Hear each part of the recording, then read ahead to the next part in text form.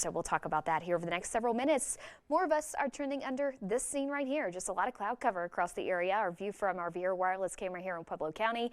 Of course, you'll notice temperatures in the middle 40s and east winds at about 8 miles per hour. So it's not too windy out there, thankfully, or else it'd feel a lot colder than it actually is. Our area of low pressure that is departing across the Central Plains right now is making way for our next little wave coming across the Wasatch of Utah to trigger some snow showers across the high country tonight and then bring another round of snow into the Pikes Peak region by tomorrow night through Wednesday. So a couple different factors we're working with here.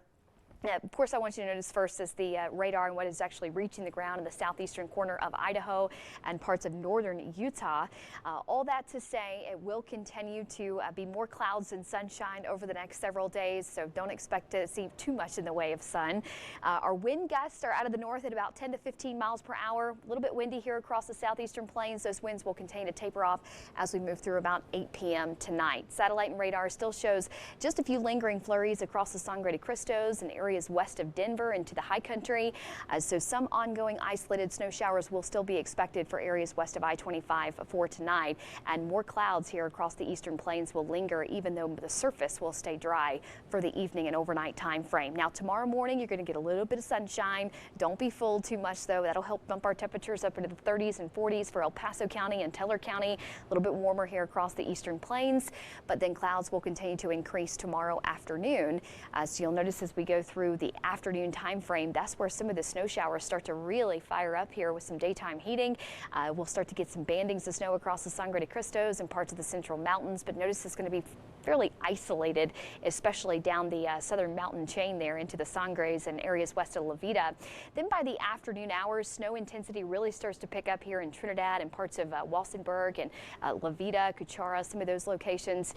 Notice here across parts of Castle Rock, we'll start to see some bandings of snow forming around the Rampart Range tomorrow night, and then that will bring snow across the Pikes Peak region into Wednesday morning. So most of the Pikes Peak region and the higher terrain areas west of the interstate will more so pick up that 2 to 4 inch range, whereas areas across the Sangres will pick up much heavier amounts of snow as we move through the next 36 hours, beginning tomorrow night through Wednesday, and then wrapping up here for early Thursday morning. So here's a look at that future snowfall. Areas depicted in royal blue there, that's more so indicative of about 6 inches. So that's across the Rampart Range, 2 to 5 in Monument, and a little bit less as you work your way down I-25 into central El Paso County.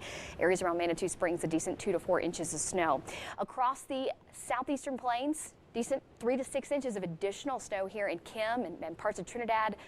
2 to 5 inch range, a very sharp delineation line though between areas that get that light to moderate snow amount in 2 to 4 inch range, and then closer to about 6 to 8 inches there across the Raton Pass.